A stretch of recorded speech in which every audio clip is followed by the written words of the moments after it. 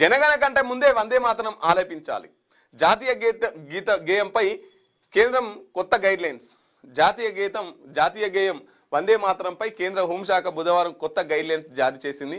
ఇకపై అన్ని అధికారిక కార్యక్రమాల్లో నేషనల్ యాంథమ్ జనగణ మనకు ముందు వందే మాతర గేయం పూర్తి 6 చరణాలతో ఆలపించాలని స్పష్టం చేసింది. జాతీయ గేయం ప్లే అవుతున్నప్పుడు నిలబడటం తప్పనిసరి చేసింది. సినిమా హాల్ల లాంటి బహిరంగ ప్రదేశాల్లో మాత్రం నిలబడటం తప్పనిసరి కాదని పేర్కొన్నది. ఎందుకు మరి సినిమా హాల్ల ప్లే చేయడం ఎందుకు? సినిమా హాల్ల ప్లే చేయాల్సిన అవసరం ఏముంది? మొన్న పుష్ప సినిమా వచ్చింది. పుష్ప సినిమాకు పోయినాం మొన్న పారి.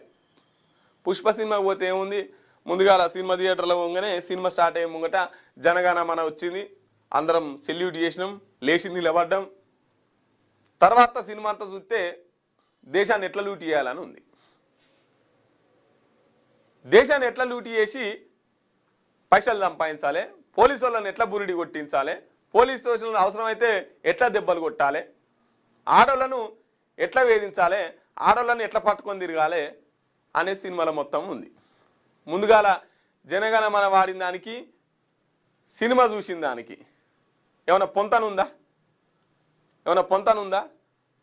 ఆ సినిమా థియేటర్లకు తాగి వస్తాడు, ఓడు తడిపోతాడు, ఓడు ఆగమాగం వస్తాడు, ఓడు సాటుగా వచ్చి సినిమా చూసానికి వచ్చిపోతాడు. ఇక మన రాగానే అందరు లేచి నిలబడాలి. పక్కనోడు లేచి నిలబడబోతే ఆంతో నీడు గొడవ, ఇడు లేత్తలేడు అని చెప్పేసి సినిమా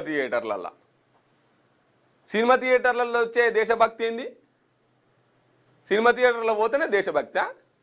ఇక బయటకు వస్తే ఏమన్నా చేయని, బయటకు వస్తే వాడు దొంగతనాలు చేయని, వాళ్ళు లంగతనాలు చేయని, ఇంకేమన్నా చేయని, కానీ సినిమా థియేటర్లో పోగానే మాత్రం దేశభక్తి గుర్తుకొస్తుంది.